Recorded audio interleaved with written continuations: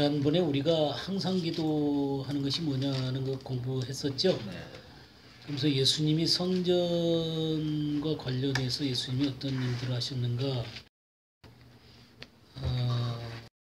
그런 것들을 우리가 봤었습니다. 그러니까 성전이 기도하는 집이죠. 이 기도하는 집인 이곳에서 주님은 매매하는 자들을 내쫓으시고 또 상을 엎으시고 그러셨죠. 그러면서 맹인과 저는 자들을 고치셨습니다. 그죠? 그게 이제 마태복음 21장 다시 한번 보시죠. 14절에 맹인과 저는 자들이 성전에서 예수께 나오매 고쳐주시니 그러시잖아요. 그죠? 이 맹인과 저는 자들을 고쳐주셨습니다. 자, 이렇게 상을 얻고 또 이 매매하는 자들을 내쫓으시고 맹인과 저는 자들을 고치시는 이 모습을 누가 봤냐면 대제사장들과 서기관들이 예수께서 하시는 이상한 일과 그러니까 막 그 성전 안에서 하는 그런 일들과 또 성전에서 소리질러 호산나 다윗의 자손이 하는 어린아이들을 보고 놓아요. 근데 어린아이들이 막 예수님을 호산나 하고 그렇게 하면서 다윗의 자손이여 하면서 소리질러서 예수님을 불렀습니다. 그러자 이 대제사장과 서기관들이 노했어요. 그러자 예수님께서 그들이 하는 말을 이렇게 들으면서 어린아이들이 하는 말을 듣냐? 하면서 그렇다 어린아기와 젖먹이들의 입에서 나오는 찬미를 온전하게 하셨다. 이게 그 시편 8편 2절 말씀이죠. 그 말씀을 하셨습니다. 너희가 읽어본 일이 없느냐? 그렇게 말씀하신 이 장면들을 보면서 우리가 이 성전 안에서 이 기도하는 집에서 주님이 하신 일들 가운데 맹인에 대한 부분들은 지난주에 제가 함께 나눴었죠. 그죠? 오늘 저는 자들에 대해서 좀 더 한번 보도록 하겠습니다. 저는 자. 저는 자를 고치셨어요. 이 저는 자를 고치는 것은 구약의 이 언약적인 구조 가운데 하나님의 나라를 나타내는 것입니다. 그러니까 저는 자가 걷고 뛰는 것은 바로 하나님 나라가 임했다라고 하는 놀라운 그런 언약적인 구조 가운데 나타나는 것입니다. 그래서 주님이 그것을 하신 거예요. 우리 이사야 한번 볼까요? 이사야 33장 17절에서 24절을 한번 보겠습니다. 내 눈은 왕을 그의 아름다운 가운데에서 보며 광활한 땅을 눈으로 보겠고 내 마음은 두려워하던 것을 생각해내리라. 계산하던 자가 어디 있느냐? 공세를 계량하던 자가 어디 있느냐? 망대를 계수하던 자가 어디 있느냐? 네가 강포한 백성을 보지 아니하리라. 그 백성은 방언이 어려워 네가 알아듣지 못하며 말이 이상하여 네가 깨닫지 못하는 자니라. 우리 절기에 시온성을 보라. 네 눈이 안정된 처소인 예루살렘을 보리니 그것은 옮겨지지 아니할 장막이라. 그 말뚝이 영영이 뽑히지 아니할 것이요 그 줄이 하나도 끊어지지 아니할 것이며 여호와는 거기에 위엄 중에 우리와 함께 계시리니 그곳에는 여러 강과 큰 호수가 있으나 노 젓는 배나 큰 배가 통행하지 못하리라. 대저 여호와는 우리 재판장이시요 여호와는 우리에게 율법을 세우시니요 여호와는 우리의 왕이시니 그가 우리를 구원하실 것임이라. 내 돛대 줄이 풀렸으니 돛대의 밑을 튼튼히 하지 못하였고 돛을 달지 못하였느니라. 때가 되면 많은 재물을 탈취하여 나누리니 저는 자도 그 재물을 취할 것이며 그 거주민은 내가 병들었노라 하지 아니할 것이라. 거기에 사는 백성이 사죄함을 받으리라. 예, 이 왕 대신 주님이 온전히 그 이스라엘을 회복하는 이 시온을 회복하는 그런 놀라운 얘기를 하고 있습니다. 그래서 이 17절에 내 눈은 왕을 그의 아름다운 가운데서 보며 광활한 땅을 눈으로 보겠고 그래서 그 시온성에 거주하시는 왕을 보게 됩니다.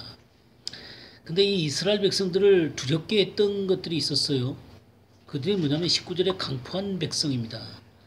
그 강포한 백성들은 계산하던 자요, 공세를 계량하던 자요, 망대를 계수하던 자가 어딨냐 그랬죠. 이런 것들을 통해서 이스라엘 백성들을 굉장히 괴롭혔고 이스라엘이 가지고 있는 것을 탈취해냈던 그런 백성들이 있었습니다.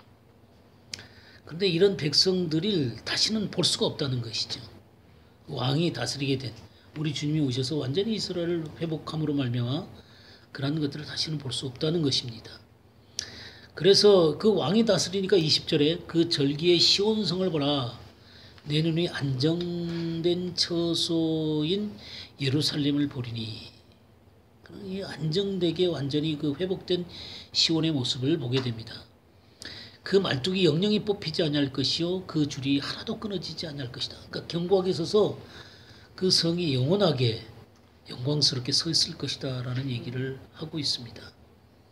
근데 거기에 그 굉장히 그 넓은 강과 호수가 있는데 노젓는 배나 큰 배가 통행하지 못했어요. 그러니까 이게 무슨 말이냐면 이스라엘 백성들을 괴롭히려고 오는 그런 노젓는 배나 큰 배가 하나도 그 가운데 올 수 없도록 주님께서 안전하게 지키시는 것입니다. 근데 어떤 일이 벌어지냐면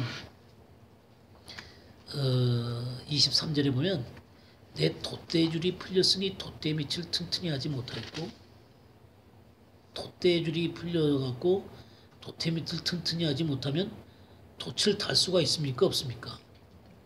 못 달죠. 그러면 돛이 달리지 못한 그런 배는 참 나아갈 수도 없고 또 안전하지도 못하고 뭔가 흔들거리는 그런 배라는 것이죠. 근데 이 이스라엘 모습이 그랬다는 거예요. 돛도 달지 못한 채로 어디로 갈지도 모르는 채로 그렇게 방황하면서 이 역사를 지내온 것이죠. 근데 때가 되면 많은 재물을 탈취하여 나눈다 그랬어요. 그래서 이 왕이 오셔가지고 이 시온을 온전하게 회복을 하니까 이제는 그들이 탈취물을 나눌 수 있는, 재물을 나눌 수 있는 그런 자들로 이렇게 안정하게 서게 되는 것입니다. 그때 저는 자도 그 재물을 취할 것이다. 그러니까 이 저는 자라고 하는 것은 참 외관상 굉장히 그 부족한 자죠, 그죠? 온전하지 못합니다. 온전하지 못하고 사람들한테 인정받지도 못하는 그런 자임에도 불구하고 그들은 이 재물을 함께 나누는 그런 놀라운 모습을 보게 돼요. 그런 이유가 22절에 대저 여호와는 우리 재판장이시오 여호와는 우리에게 율법을 세우시니요 여호와는 우리의 왕이시니 그가 우리를 구원하실 것이다. 그분이 온전하게 공의로 모든 것들을 판단하실 것이기 때문에 이 전원자도 이 전원자가 이 재물을 나누게 된다고 하는 것은 하나님의 나라가 온전하게 서게 된다고 하는 것을 표현해 주는 것입니다. 그래서 그 거주면 내가 병들었노라 하지 아니할 것이라. 이제 다시는 그런 그 서로 간에 정죄하거나 또 부족하다거나 또 병들었다거나 실패했다거나 그런 자들이 없이 온전하게 전부 다 사죄함을 받고 온전하게 회복될 것에 대한 놀라운 그림을 그리고 있습니다. 이 놀라운 회복의 그림에 무슨 말을 쓰고 있냐면 저는 자가 그 재물을 취할 것이다. 이 저는 자, 이 저는 자의 회복은 바로 하나님 나라의 본질을 의미하는 것입니다. 자, 이 문제에서 조금 더 보도록 하죠. 이사야 35장 1절에서 10절을 한번 보겠습니다.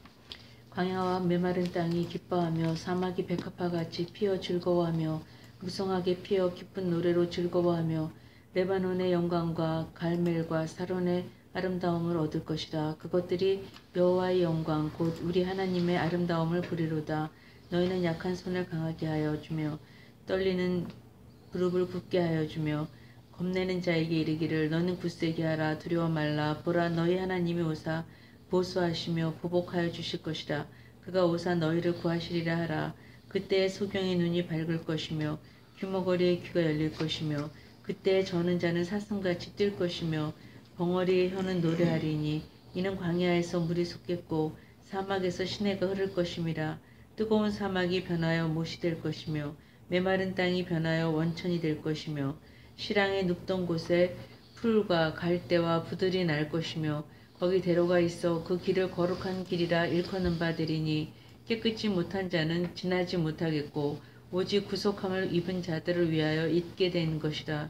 우매한 행위는 그 길을 범치 못할 것이며 거기는 사자가 없고 사나운 짐승이 그리로 올라가지 아니하므로 그것을 만나지 못하겠고 오직 구속함을 얻은 자만 그리로 행할 것이며 여호와의 속량함을 얻은 자들이 돌아오되 노래하며 시온에 이르러 그 머리 위에 영영한 희락을 띠고 기쁨과 즐거움을 얻으리니 슬픔과 탄식이 달아나리로다. 예, 이 시온 즉 예루살렘의 온전한 그 회복을 말씀하고 있죠. 그래서 이 이스라엘이 완전히 회복이 되는 것입니다. 그래서 광야나 메마른 땅이 백합화같이 기뻐하며 즐거워하게 되죠. 기쁜 노래로 즐거워합니다. 이렇게 그 메마른 곳들이 회복이 되어지는 이런 놀라운 때에 3절에 약한 손을 강하게 하고 떨리는 무릎을 굳게 해서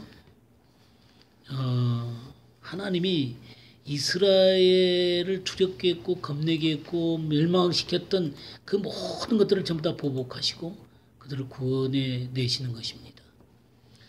자, 이런 하나님의 나라가 온전히 서는 그때의 그 장면을 어떻게 표현을 했냐면 맹인의 눈이 밝을 것이고 못 듣는 사람의 귀가 열릴 것이고 저는 자는 사슴같이 뛸 것이다. 이게 바로 하나님 나라의 회복을, 하나님 나라의 본질을 의미하는 거예요. 그래서 이 하나님의 나라 가운데서 맹인의 눈이 밝고 기무거리의 귀가 열리고 그리고 저는 자가 사슴처럼 뛰고 말 못하는 자의 혀가 풀려서 노래하고 그렇게 놀라운 회복이 있게 될 것입니다. 그러면서 그곳에 대로가 있게 될 것이고 그 거룩한 길이라 일컫는 바 되어지게 되고 구속함을 입은 자들이 그리로 걸어가게 되는 거예요. 사자도 없고 사나운 짐승도 없고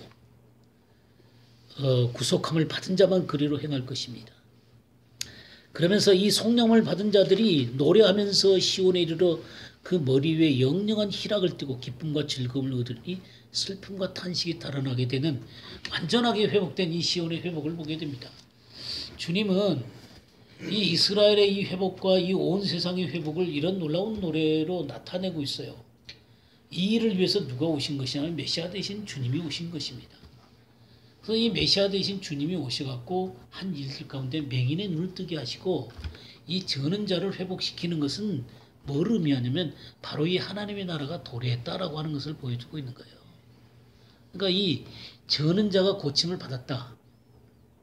이 저는 자가 사슴처럼 뛴다. 이 얘기는 하나님의 나라가 임했다라고 하는 것을 보여주는 그 놀라운 그 예표라고 하는 것을 우리들이 알아야만 합니다. 그러니까 이런 귀절 가운데서 주님이 저는 자를 고쳤다. 이거는 바로 하나님의 나라가 임했다라고 하는 것을 표현해주고 있는 거예요. 그렇게 오셨을 때. 예, 그러니까 주님이 오셨을 때 이미 임한 것입니다. 그러나 그것이 이제 완성되고 완전하게 이스라엘이 회복이 되어지고 온 세상에 하나님 나라가 완성되는 그날이 오겠죠. 그러나 그런 날들을 위해서 예수님이 오셔서 이 하나님 나라를 이미 시작을 했고 그런 나라가 펼쳐져 가고 있다는 것을 보여주기 위해서 이 저는 자들의 다리를 고치셔서 사슴처럼 뛰게 하시는 것입니다. 예, 이게 바로 하나님 나라의 본질 중에 하나죠. 그러면 우리가 그 저는 자들은 사실 하나님의 백성들 가운데서 자격이 없는 사람들이에요. 자격이 없어요. 율법에서 자격이 없는 자라고 얘기하고 있습니다. 우리 한 군데 볼까요? 레위기 21장 보겠어요? 레위기 21장 17절 18절을 보겠어요. 아론에게 말하여 이르라. 누구든지 너의 자손 중 대대로 육체에 흠이 있는 자는 그 하나님의 음식을 드리려고 가까이 오지 못할 것이니라. 누구든지 흠이 있는 자는 가까이 오지 못할지니 곧 맹인이나 다리 저는 자나 코가 불완전한 자나 지체가 더한 자나 발 부러진 자나 손 부러진 자나 등 굽은 자나 키 못 자란 자나 눈에 백막이 있는 자나 습진이나 버짐이 있는 자나 고안 상한 자나 제사장 아론의 자손 중에 흠이 있는 자는 나와 여호와께 화제를 드리지 못할지니 그는 흠이 있은즉 나와서 그의 하나님께 음식을 드리지 못하느니라. 네. 그러니까 하나님 앞에 이 섬기는 자리에 이 흠 있는 자들은 들어오지 못하는 거예요. 가까이 할 수가 없어요. 그러니까 여기 보면 맹인이 그렇고 다리 저는 자가 그렇고 코가 불어는 자가 그렇죠. 발 부러진 자가 그래요. 이렇게 맹인 하나님 나라를 볼 수도 없고 말이죠. 다리 저는 자는 하나님 나라 가운데서 온전히 서 있을 수가 없습니다. 코가 불어는 자는 숨쉬기가 어려운 자죠. 생기가 없는 자죠. 생기가 없는 자. 발 부러진 자, 손 부러진 자, 그런 사람들, 고안이 상한 자, 이런 자들이 하나님께 음식을 드리지 못해요. 그러니까 자격이 없는 것입니다. 이 저는 자들은 하나님 나라를 섬기는데 자격이 없어요. 그리고 말라기 1장 8절 한번 볼까요? 만군의 여호와가 이를 보라 저희가 눈먼 희생제물을 바치는 것이 어찌 아니하며 저는 것 볶는 것을 드리는 것이 어찌 악하지 아니하냐. 이제 그것을 너희 종족에게 드려보라. 그가 너를 기뻐하겠으며 너를 받아주겠느냐. 예. 그러니까 여기 눈먼 희생제물, 저는 것, 병든 것을 드리는 것이 악하다는 거예요. 그러니까 이 저는 것은 제물로도 못 드리는 거예요. 그러니까 하나님을 섬기지도 못할 뿐만 아니라 제물로도 못 드리는 거예요. 총독조차도 받지 않을 텐데 그런 것을 하나님 앞에 드리면 하나님께서 받겠냐 그런 얘기죠. 그런데 이 아무런 자격 없는 자들이 고침을 받고 뛰는 거예요. 그것이 하나님의 나라라는 것입니다.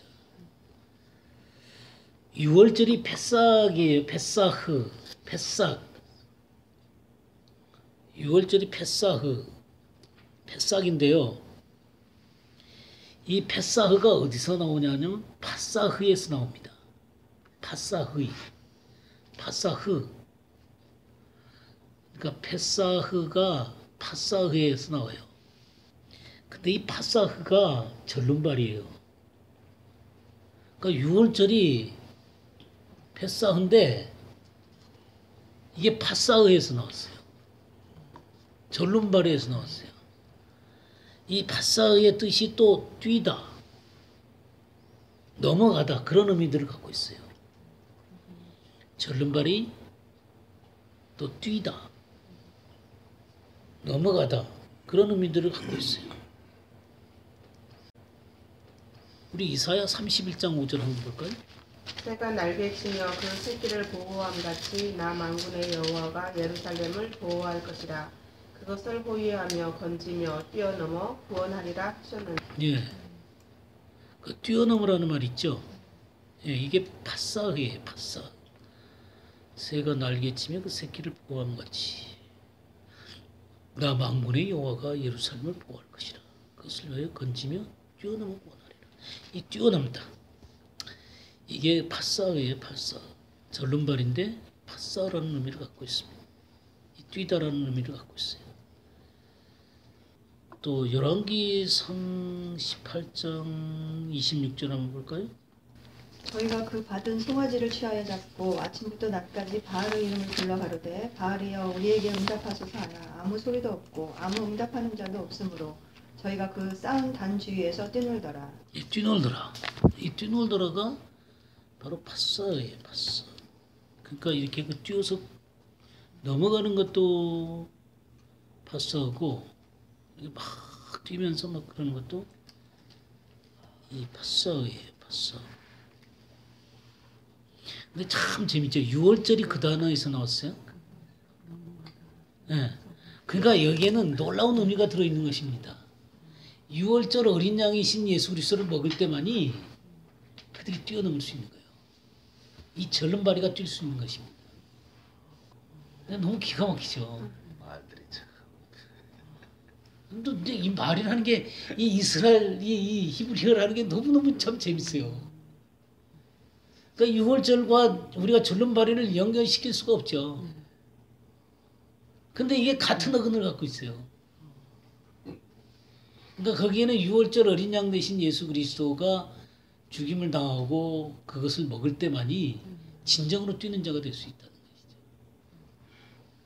그러니까 이 하나님 나라의 개념은 예수 그리스도의 십자가 외에는 찾을 수가 없는 거예요.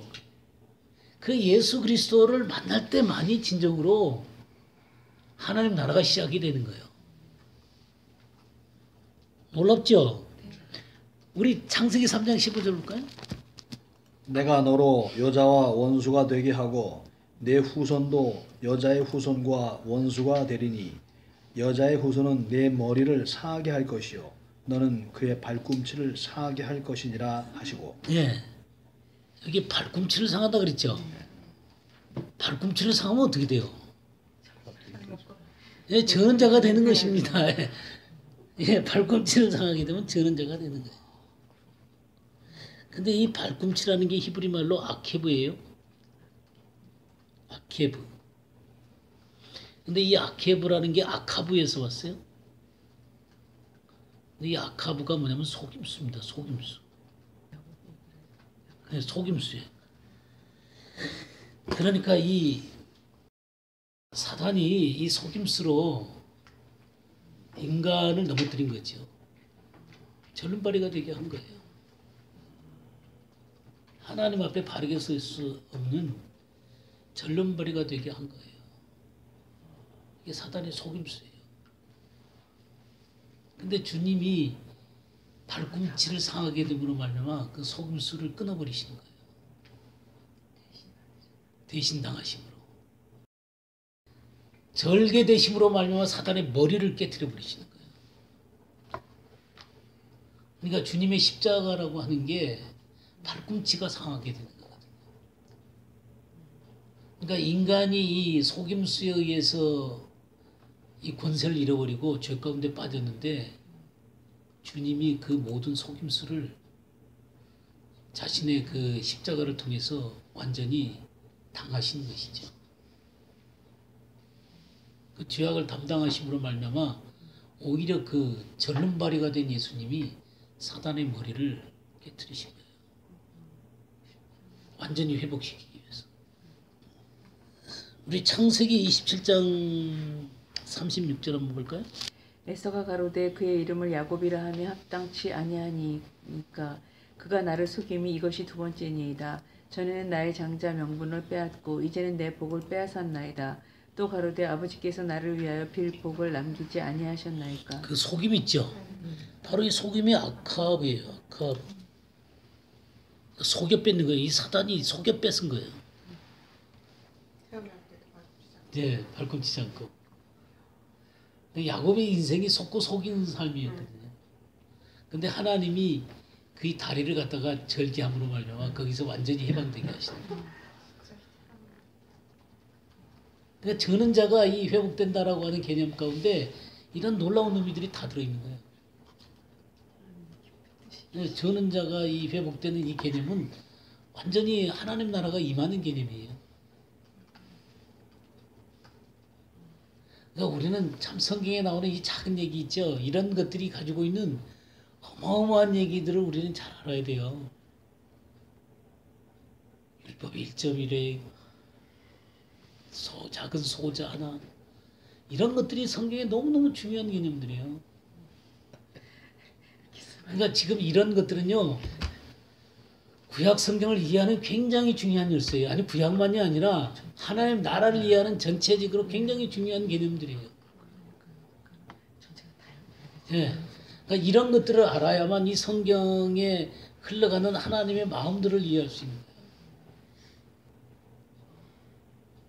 우리 욥기서 한번 볼까요? 욥기서 29장 15절 한번 보겠습니다. 나는 소경의 눈도 되고 젖독발이의 발도 되고. 예. 나는 맹인의 눈도 되고 다리 저는 사람이에요. 우리 주님이시죠. 예, 그 주님이 이 다리 저는 자의 다리 되주신 거예요. 그래서 이 절름다리의 이 개념은요, 어디까지 나아가냐면 우리 미가서를 보겠습니다. 미가서 4장 6절 7절. 여호와께서 말씀하실 때 그날에는 내가 저는 자를 모으며 쫓겨난 자와 내가 환난 받게 한 자를 모아 발을 저는 자는 남은 백성이 되게 하며 예. 멀리 쫓겨났던 자들이 강한 나라가 되게 하고 나 여호와가 시온산에서 이제부터 영원까지 그들을 다스리리라 하셨나니. 예. 보세요. 여호와께서 말씀하시되 그날에는 내가 저는 자를 모으며 쫓겨난 자와 내가 환난 받게 한 자를 모아 발을 저는 자는 남은 백성이 되게 하고 남은 자가 되게 하시는 거예요. 멀리 쫓겨났던 자들이 강한 나라가 되게 하고 나 여호와가 시온산에서 이제부터 영원까지 그들을 다스리리라. 그러니까 하나님의 나라가 임하는 이때는 이 저는 자가 바로 남은 자라는 거예요. 예, 물론 재림 안 되죠. 주님께서 이스라엘을 회복하는 그때죠. 근데 이 저는 자의 개념은 뭐냐면 그 마지막 때 완전히 그 회복되는 그림이지만 또 이 저는 자를 통해서 하나님은 남은 자의 개념을 얘기하는 거예요. 이 저는 자가 남은 자라는 거예요. 그러니까 이런 저는 자가 남은 자다. 이건 누구한테서 보냐면 야고보에서 보는 거예요. 야곱이 환도뼈가 부러져갖고 저니까 그때서 하나님의 얼굴을 보는 거예요.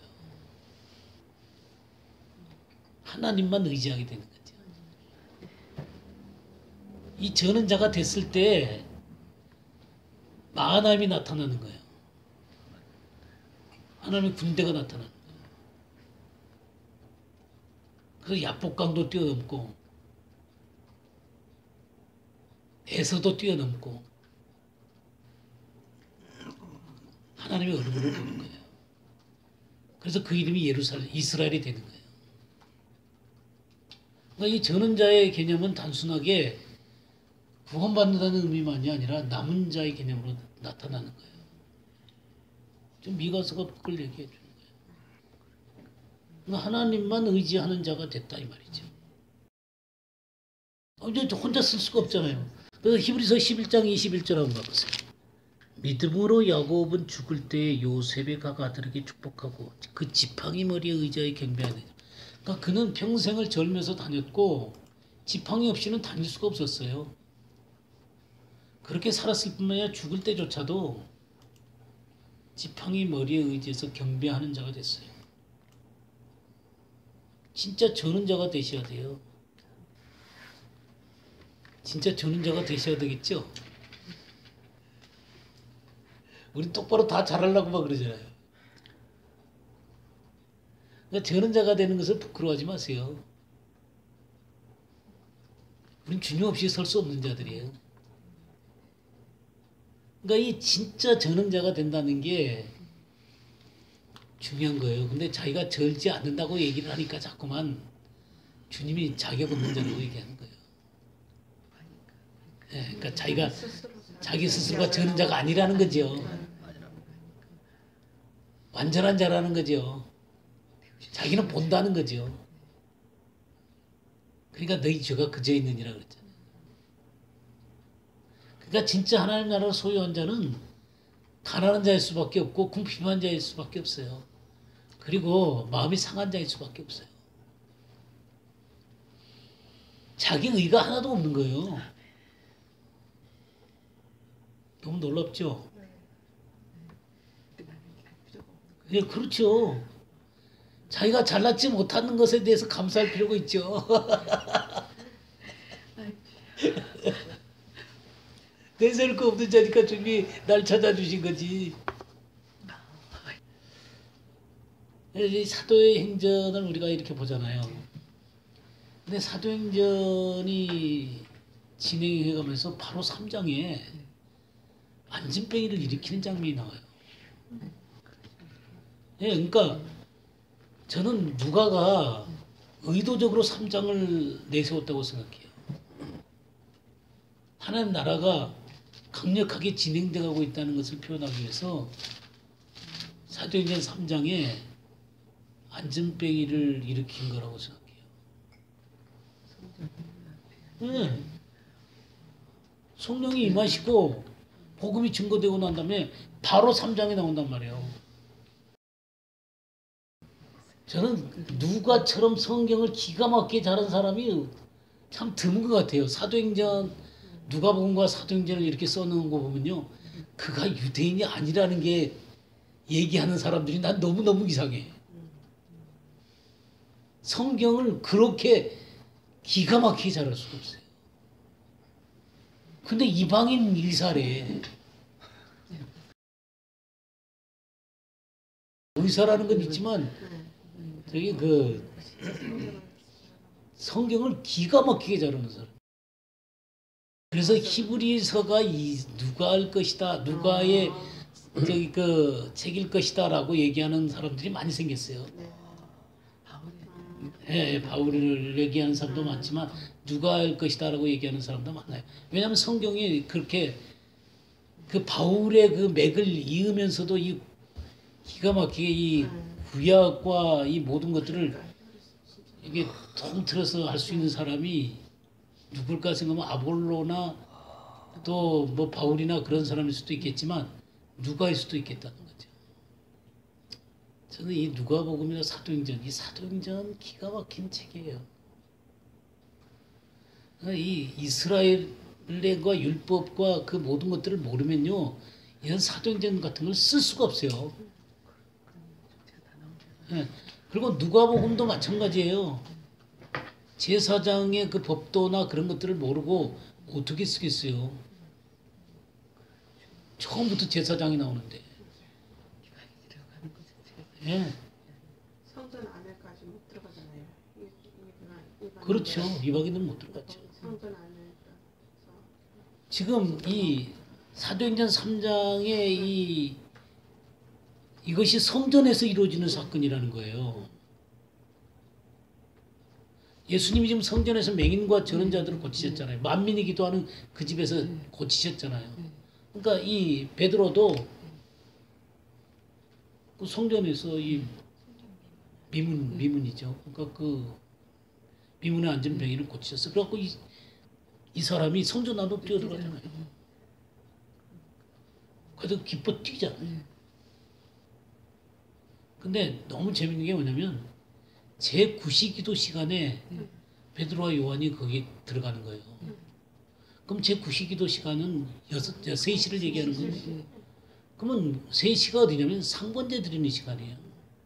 오전 9시에 아침 번제가 드려지면 오후 3시에부터 상번제가 시작되는 거예요. 그러니까 뭐냐면 하나님을 만나는 시간이죠. 그러니까 이들이 이런 시간들을 기억했다는 얘기는 늘 하나님 안에서 깨어 있었다는 얘기예요. 우리가 지금 항상 기도해야 된다. 지금 그 얘기를 하고 있는 거잖아요. 만민이 기도하는 집에 이들이 상번제하는 시간에 올라가서 기도하는 거예요. 그냥 아무 시간에나 하는 게 아니에요. 그러니까 성경이 그냥 이 누가가 이런 것들을 쓴 거 보면 너무너무 기가 막혀요. 이 사람은 진짜 성경을 통달한 사람이구나 하는 생각이. 아니 생각해 보세요. 사도행전에 이 저기 성령이 임하셔갖고 오순절에 임하갖고 막 사람들 구원받고 하는데 딱 성전 미문에 앉은 뱅이가 일어나는 장면부터 시작을 하는 거예요. 뭔 얘기하려고 그러는 거였어요. 하나님의 나라가 지금 강력하게 진행되고 있다는 것을 표현하는 거죠. 지금 우리가 지금 전원자가 뛰는 것이 어떤 의미라는 걸 얘기했잖아요. 그런 것을 보고 이 사도행전 3장을 이해하니까 이게 딱 보이는 거예요. 네, 그렇죠. 네. 예수님이 십자가에 들어가신 것도 시작한 것은 9시고 9시에 돌아가셨죠. 예, 예. 그러니까 이런 하나님의 이런 놀라운 역사들을 이제 베드로와 요한이나 이런 하나님의 사람들이 감당할 때 이들이 늘 깨어있다는 표현을 제9시 기도 시간에 올라갔다는 거예요. 아, 이 사람들이 제9시에 기도하기로 했구나. 이 의미가 아니에요. 상번제가 시작되는 시간에 올라가는 거예요. 예, 항상 하나님 앞에 자신들이 깨어서 기도하는 사람들이라는 거죠. 그냥 3시 기도 시간에 그냥 가서 기도했다 이 얘기가 아니에요. 그러니까 이거는 이스라엘을 모르면, 이스라엘의 이 상번제나 이런 것들을 모르면 내가 두 손 드는 것이 저녁 제사와 같게 하옵소서, 이런 의미들을 이해를 해야만 이게 다 이해가 되는 거예요. 그러니까 얼마나 이 이스라엘의 삶에 대해서 깊이 이해를 하고 있었냐는 거죠. 이런 거는요, 그냥 이방인들은 죽었다 깨나도 모르는 거예요. 그러니까 누가 이방인이라고 얘기하는 거는 진짜 성경을 너무 비상적으로 얘기하는 거예요. 그리고 또 거기에는 뭐가 들어있냐면 이방인 우월주의가 들어있는 거예요. 이방인들도 성경을 썼다 이거죠. 그렇죠. 로마가 그 짓을 한 거죠. 그러니까 이게 항상 하나님 앞에 기도하는 곳 속에서 하나님 나라의 역사가 일어나는 거예요. 그러니까 이 항상 성령 안에서 항상 기도하고 이런 것들이 갖고 있는 의미가 이런 배경들을 쫙 갖고 있는 거예요. 그러니까 그 이스라엘 백성들의 이런 흐름들을 이해하고 항상 기도하라고 하는 것들이 뭔지가 깊이 이해가 되어지게 되는 거예요. 근데 우리가 이스라엘을 모르면 그런 식의 생각을 갖게 되는 거죠. 그러니까 삶으로 이렇게 젖어 있는 거죠. 그렇죠. 그러니까 제가 금요일 날 이스라엘 갔다가 오후 한 3시쯤 됐는데 갑자기 조용해지는 거야. 거리들이 그 당시만 해도 거리들이 한산해지는 거예요. 그럼 왜 이러나 그랬더니 그날이 안식일이더라고. 안식일이죠.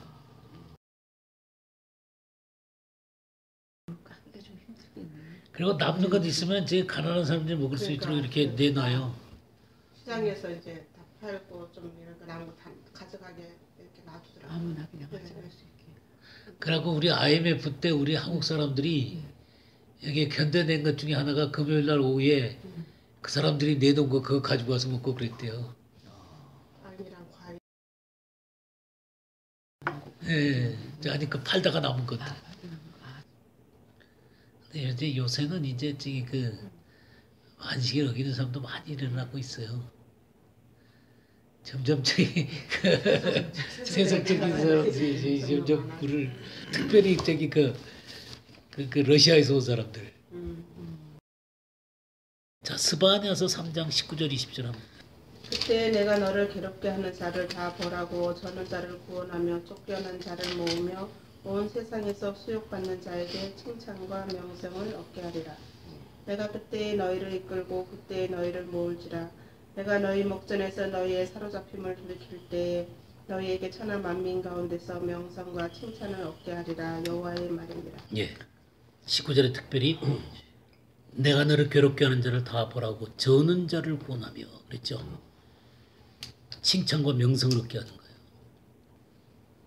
이게 자격 없는 자를 하나님 나라에서 칭찬과 명성으로 높이는 겁니다. 이게 하나님 나라의 이 구조예요.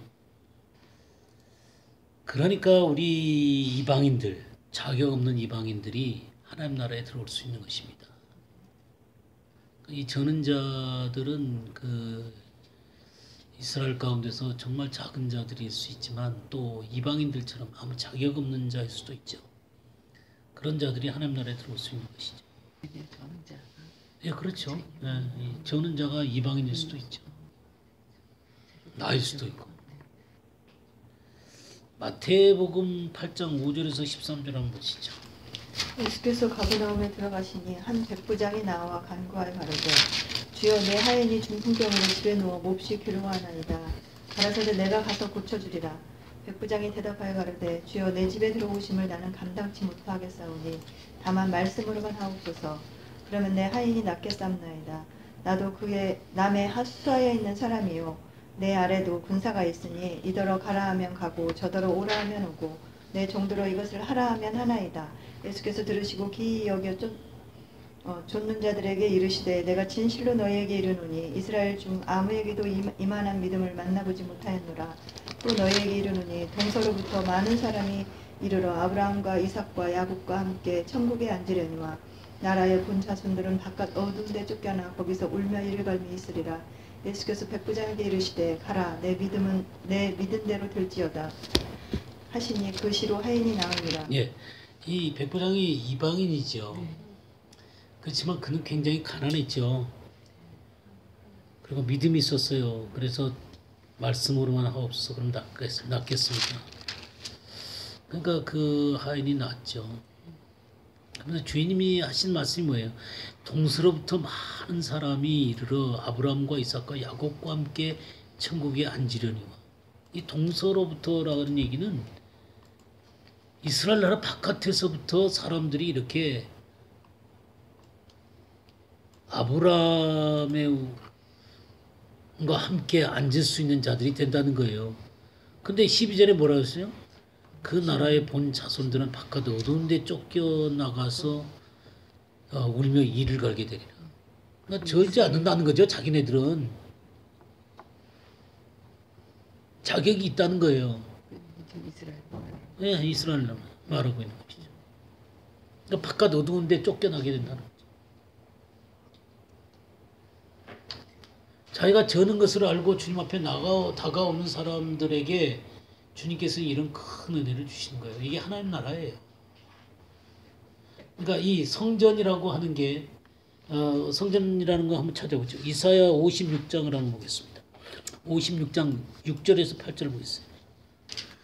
또 여호와와 연합하여 그를 섬기며 여호와의 이름을 사랑하며 그의 종이 되며 안식일을 지켜 더럽히지 아니하며 나의 언약을 굳게 지키는 이방인마다 내가 곧 그들을 나의 성산으로 인도하여 기도하는 내 집에서 그들을 기쁘게 할 것이며 그들의 번제와 희생을 나의 제단에서 기꺼이 받게 되리니 이는 내 집은 만민이 기도하는 집이라 일컬음이 될 것임이라. 이스라엘의 쫓겨난 자를 모으시는 주 여호와가 말하노니 내가 이미 모은 백성 외에 또 모아 그에게 속하게 하리라 하셨느니라. 예. 그러니까 지금 그 이방인이 말이죠. 안식일을 지키고 더럽히지 않고 언약을 굳게 지키는 이방인이 하나님과 연합했을 때, 예? 그를 섬기고 여호와 이름을 사랑하는 사람이 됐을 때 하나님이 어떻게 하겠다는 거예요? 7절에. 성산으로 인도하여. 예, 번제와 희생을 나의 제단에서 기꺼이 받는다 그랬어요. 그러니까 그들의 믿음을 받는다는 것이죠. 바로 이 성전이 하나님이 만민이 기도하는 집이다 이거예요. 그러니까 이 성전이라고 하는 것은 이스라엘 백성들이 그 쫓겨나가고 다시금 돌아오겠죠. 그게 회복이죠. 근데 그 회복만 얘기하는 게 아니에요. 내가 이미 모은 백성 외에 또 모아 그에게 속하게 하리라. 이미 모은 백성이 왜 누구예요? 이미 모은 백성은 이스라엘이죠. 그러면 또 모아 그에게 속하게 하리라. 그 모은 백성 외에 이방인이죠. 이방인을 그에게 속하게 하리라. 자격 없는 이방인들이 그 나라에 들어오는 거예요. 그 구약 성경 자체가 이방인을 제외시키고 있지 않아요. 그러니까 이스라엘 백성들이 선민의식 가운데서 이스라엘 백성들 이방인을 개라고 취급한 건 성경을 진짜 그들이 모르고 하는 얘기예요. 그러니까 성경을 너무너무 잘 지키긴 한데 성경이 하나님의 마음은 잘 모르는 거예요. 근데 이와 같은 일을 이 맹인을 고치시고 이 저는 자를 고치시는 이 장면을 봤을 때 다시 마태복음 21장에 들어오시면 여기 그 대제사장들과 서기관들은 어떻게 했어요? 노했죠. 근데 여기 어린아이들은 또 어떻게 했어요? 호산나 다윗의 자손이여 하고 찬양을 했어요. 그죠? 그럼 여기 대제사장과 서기관 있고 여기 어린 아이들이 있어요. 이 둘은 왜 이런 차이를 갖고 있죠? 이 사람들은 굉장히 종교적으로 높은 위치에 있는 사람들이죠. 근데 이 어린아이는 굉장히 그 보잘것없는 자들이다 그 말이에요. 근데 이들은 주님을 높이고 있어요. 네, 근데 맹인과 이 저는 자가 이 고침을 받는 이런 장면들을 보면서 호산나 다윗의 자손이여라고 이 어린아이들은 외쳤어요. 근데 이 그 대제사장과 서기관들은 노했죠, 그죠? 노했다 그랬죠. 하나님의 입장에 서서 노한 거예요. 자기네들은 하나님의 입장에 있다고 생각하는 거예요. 자기의 어떤 종교적인 자기들의 입장을 이 사람들이 그 예수님이 인정을 안 한다는 거죠. 자기의 틀에 예수님이 안 갇히는 거예요. 자기가 한 것이 하나님 앞에 바른 거다라고 생각하는 거예요. 다른 것들은 아니라는 거죠. 시기 질투라는 것보다도요. 하나님의 마음을 모르는 거예요. 네, 하나님의 본질을 모르는 거예요. 껍데기는 가지고 있지만 본질은 없는 거예요. 누가복음 13장 14절 한번 볼까요? 회당장이 예수께서 안식일에 병 고치시는 것을 분내어 무리에게 이르되 일할 날이 엿새가 있으니 그동안에 와서 고침을 받을 것이요 안식일에는 말 것이니라 하거늘. 이게 분냈죠? 네. 왜 분냈어요? 안식일에 병을 고치니까 분냈죠. 교회에서 어떤 일들을 진행시켜 가는데 그들이 하나님의 말씀에 맞지 않다라고 지적을 하면 목사님 그런 식으로 하시면 안 됩니다 라고 얘기하면 어떻게 되겠어요? 쫓겨나겠죠? 지금 예수님이 그런 거 한 거예요 지금. 이 말을 들으면 우리는 이거 다 알고 있으니까 그렇네 그렇게 쉽게 생각할지 모르지만 이건 쉬운 게 아니에요. 그 당시 종교적인 것이 딱 서 있는데 그 자리에 가서 안식일에 그 거룩한 그 안식일에 마저 병자를 일으켰단 말이에요. 안식일을 그래도 율법의 여왕으로 생각하는데 그거 고쳤단 말이에요. 그러면 그 종교적인 세력과 완전히 등을 짓는 거예요. 근데 그런 것들은 뭐 주님이시니까 그렇겠지 그 생각하는데 지금 우리가 교회에서 그런 일을 하는 거 안 됩니다라고 해보세요. 그런 형식적으로 하지 마세요. 그래 보세요. 똑같은 거예요, 똑같은 거. 좌파를 몰아내세요. 그럼 어떻게 되겠어요?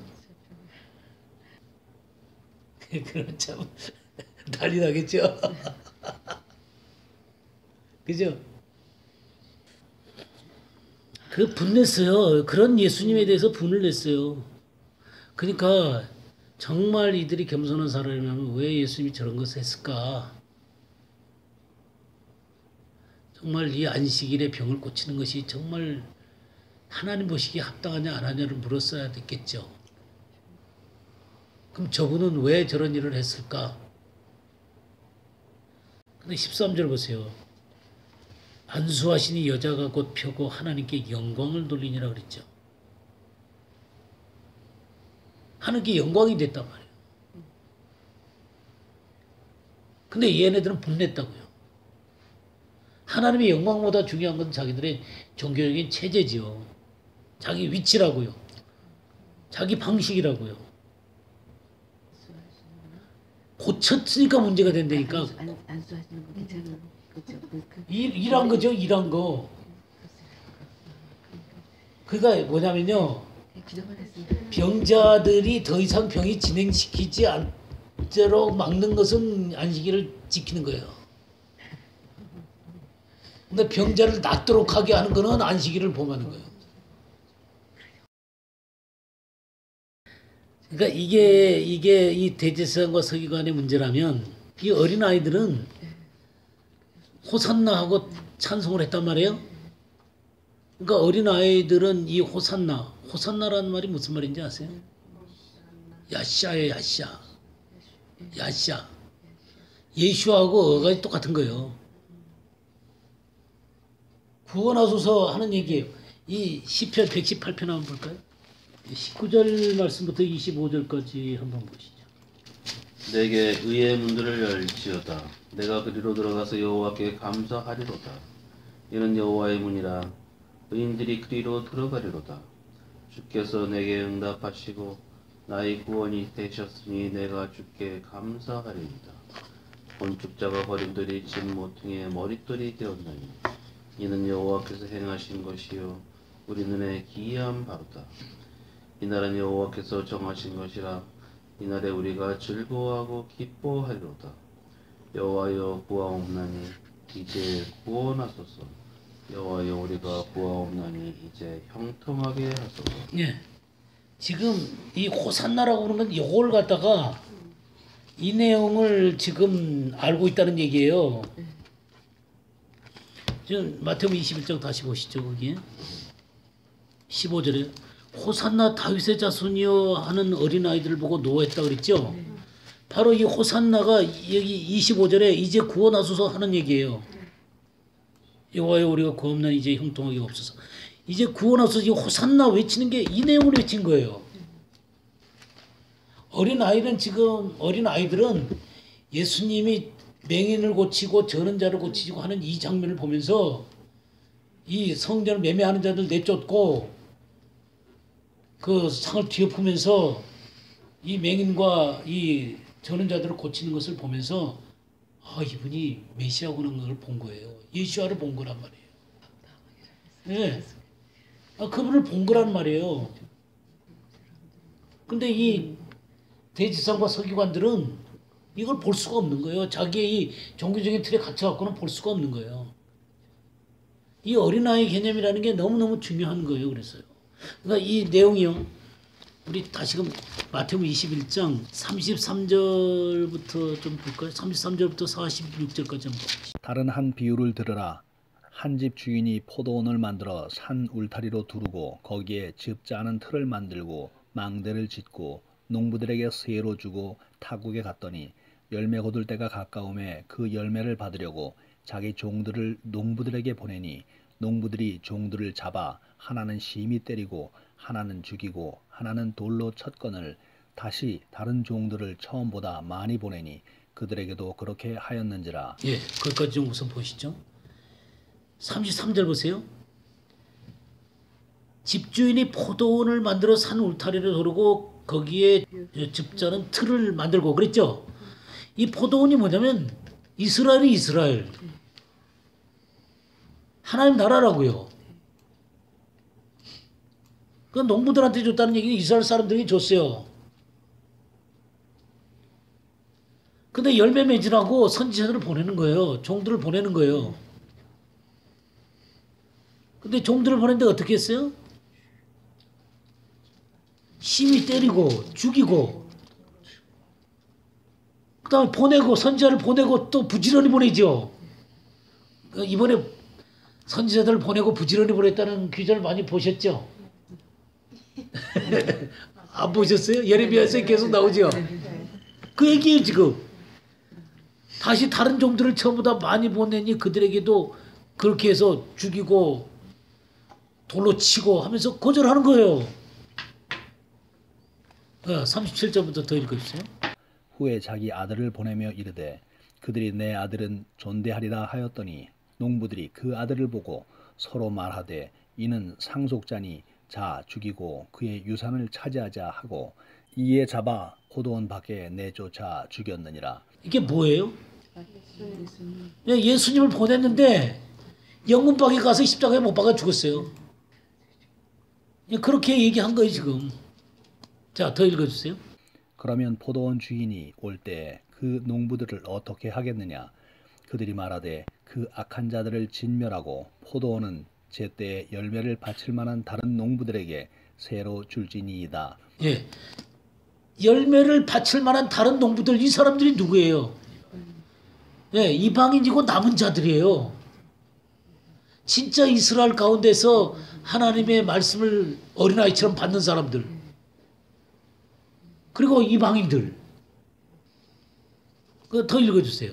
예수께서 이르시되 너희가 성경의 건축자들이 버린 돌이 모퉁이의 머릿돌이 되었나니 이것은 주로 말미암아 된 것이요 우리 눈에 기이하도다 함을 읽어본 일이 없느냐. 이게 어디 나오는 얘기예요? 시편 118편에 아까 우리가 읽은 데잖아요. 그러니까 이 말씀을 한 거예요. 이 말씀을 깨달은 사람들이 바로 열매를 바칠 만한 다른 농부들이에요. 어린 아이들이더라고요. 어린 아이들. 이 내용을 깨닫고 구원하소서 호산나 외치는 그 사람들이라고요. 그러니까 우리는 어린 아이니까 맨날 얘기들만 생각한다고요. 이 어린아이와 젖먹이의 입에서 나오는 참이를 온전케 하셨다는 얘기는 이 어린아이와 젖먹이가 바로 하나님 나라를 깨달은 사람들이에요. 그런 사람들이 어떤 거냐면 43절 보세요.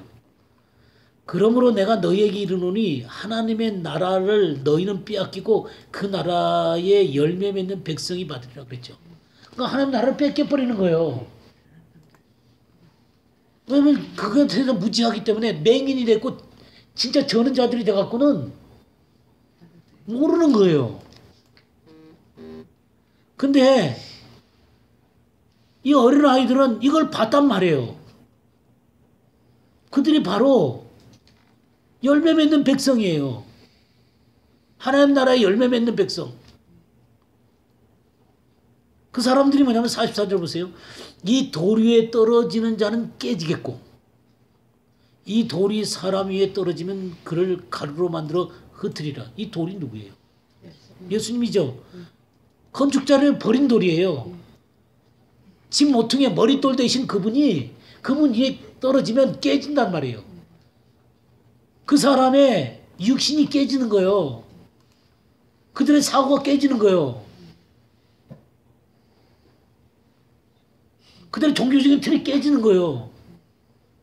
그리고 이 돌이 그 위에 떨어지면 가루가 돼버리는 거예요. 무너져 버리는 거예요. 자기가 무너져 버린 사람이 되는 거예요. 그 사람이 하나님 나라의 본질을 갖고 있는 사람들이에요. 예.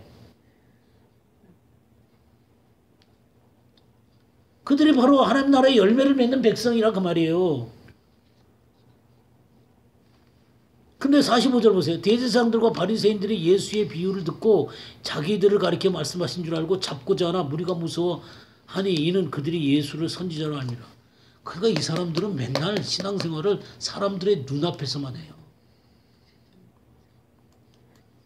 예, 그러니까 자기네들을 비난하려고 하는 얘기구나 그런 식으로 알아듣는다고요. 정말 겸손해서 자기가 나는 하나님 나라의 무지한 자구나 라고 인정을 하고 예수 앞에 나와야 되는데 안 하고 오히려 분내고 잡고 죽이려고 한다고요.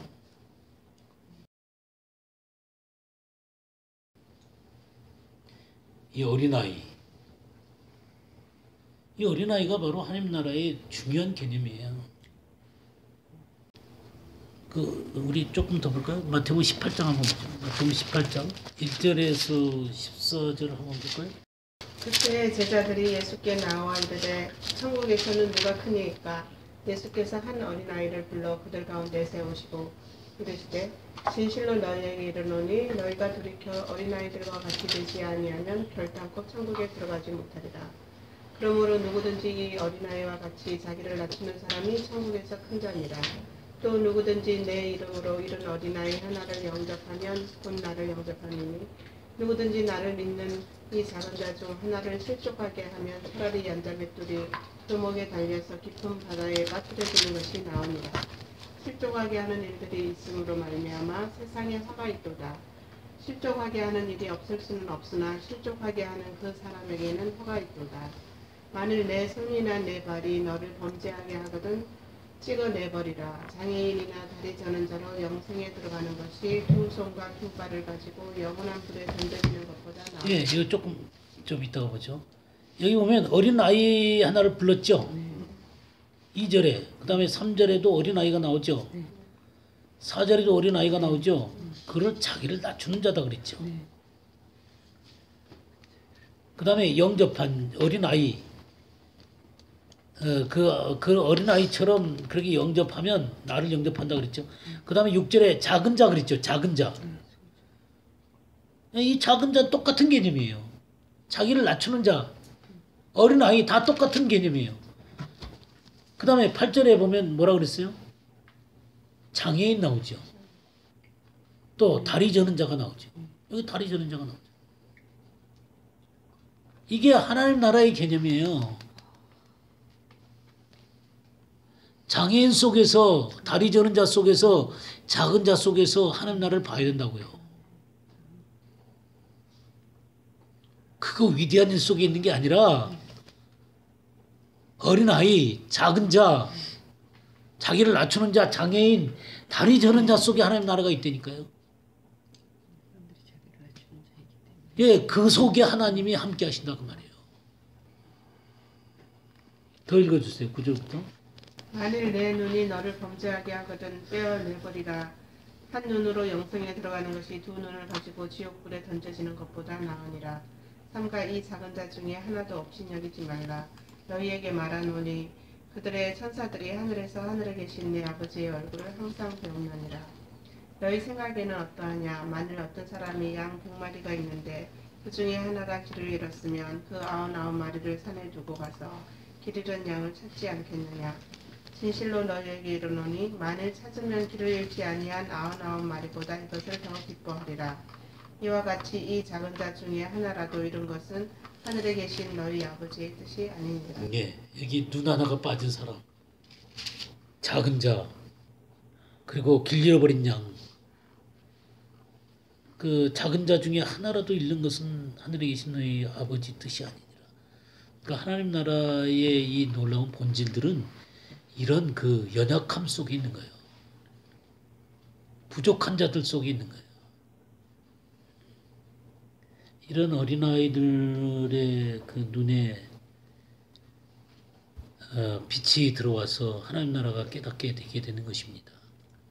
그리고 이 하나님 나라가 이렇게 깨닫게 되어지게 되면 이들이 그 하나님 안에서 계속 거하는 사람이 되게 되는 것이죠. 우리 시편 131편 한번 볼까요? 시편 131편 1절에서 3절 보겠습니다. 여호와여 내 마음이 교만치 아니하고 내 눈이 높지 아니하오며 내가 큰 일과 미치지 못할 기이한 일을 힘쓰지 아니하나이다. 실로 내가 내 심령으로 고요하고 평온케 하기를 젖된 아이가 그 어미 품에 있음 같게 하였나니 내 중심이 젖된 아이와 같도다. 이스라엘아 지금부터 영원까지 여호와를 바랄지어다. 예. 그래서 자기를 내세우는 어떤 교만한 모습이라든가 큰 일로 자기 과시에 힘쓰지 않는다는 거죠. 내 영혼으로 고요하고 평온하게 하기를 젖된 아이가 그의 어머니 품에 있게 하였다. 하나님 안에 거하고 있는 거죠. 그래서 하나님을 바라는 거예요. 정말 이 사람의 중심에는 하나님이 있는 것이죠. 하나님으로 만족하는 삶을 사는 거죠. 이 사람이 우리가 그 예배 한번 암송 한번 해볼까요? 27편 4절 10편. 내가 여호와께 말하는 한 가지 일 그것을 구하리니 곧 내가 내 평생에 여호와의 집에 살면서 여호와의 아름다움을 바라보며 그의 성전에서 사모하는 것이다. 예. 그 하나님의 집에 살면서 하나님의 아름다움을 바라보고 그의 성전에서 사모하는 거예요. 이런 사람들이 바로 항상 깨어있는 사람이에요. 항상 기도하는 사람이에요. 하나님 나라의 본질을 바라보고 살아가는 사람들이에요. 그러니까 하나님 항상 깨어서 기도하는 사람들은 이 본질을 이해하고 있는 사람이어야 되는 거예요. 내가 뭐 기도하려고 막 깨어 있으려고 노력하는 게 아니라 이 본질 속으로 걸어가는 사람이에요. 그런 것 속에서 하나님 나라가 이루어지게 되는 거예요. 맹인들이 고침을 받고 눈이 뜨게 되고 저는 자가 뛰게 되는 거예요. 그러면서 남은 자가 되고 주님과 더불어 걸어갈 때 우리들의 문제들을 뛰어넘는 거예요. 하나님이 나타나고 그 하나님의 군대들이 나타나고 야복강을 뛰어넘게 되는 거고 하나님의 얼굴을 보게 되는 것이죠. 신약에서 이렇게 그 주님 안에 거한다라는 이런 표현을 우리 요한 1서 4장 9절에서 16절까지 한번 보겠습니다. 하나님의 사랑이 우리에게 이렇게 나타난 바 되었으니 하나님이 자기의 독생자를 세상에 보내심은 그로 말미암아 우리를 살리려 하심이라. 사랑은 여기 있으니 우리가 하나님을 사랑한 것이 아니요 하나님이 우리를 사랑하사 우리 죄를 속하기 위하여 화목제물로 그 아들을 보내셨습니다. 사랑하는 자들아, 하나님이 이같이 우리를 사랑하셨은즉 우리도 서로 사랑하는 것이 마땅하도다. 어느 때나 하나님을 본 사람이 없으되 만일 우리가 서로 사랑하면 하나님이 우리 안에 거하시고 그의 사랑이 우리 안에 온전히 이루어지느니라. 그의 성령을 우리에게 주심으로 우리가 그 안에 거하고 그가 우리 안에 거하시는 줄을 아느니라. 아버지가 아들을 세상의 구주로 보내신 것을 우리가 보았고 또 증언하노니 누구든지 예수를 하나님의 아들이라 시인하면 하나님이 그의 안에 거하시고 그도 하나님 안에 거하느니라. 하나님이 우리를 사랑하시는 사랑을 우리가 알고 믿었노니 하나님은 사랑이시라. 사랑 안에 거하는 자는 하나님 안에 거하고 하나님도 그의 안에 거하시느니라. 예. 여기에 참 계속해서 우리가 그 안에 거하고 또 하나님이 우리 안에 거하신 줄을 아느니라 그런 말씀이 계속 나오죠. 그러니까 여기에 보게 되면 하나님이 독생자를 보내신 것은 우리를 살리려 하심이라 그랬죠. 살아나야 된다는 말이죠. 듣는 자는 살아나리라 그랬죠. 하나님의 말씀이 생명의 말씀으로 영으로 생명으로 들려야 되는 거예요. 그래 영이 살아나는 것이죠. 듣는 자는 살아나리라. 그러니까 하나님의 말씀을 영으로 들어야 된단 말이에요. 그냥 지식으로 아는 것 말고 영으로 들어야 된단 말이에요.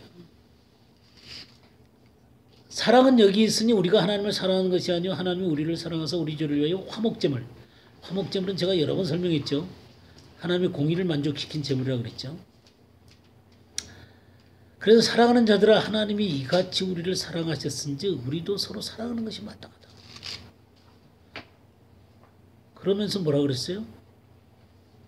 하나님을 본 사람이 없지만 우리가 서로 사랑하면 하나님이 우리 안에 거하시고 그의 사랑이 우리 안에 온전히 이루어지느니라. 우리는 믿음으로 구원한다 그러잖아요.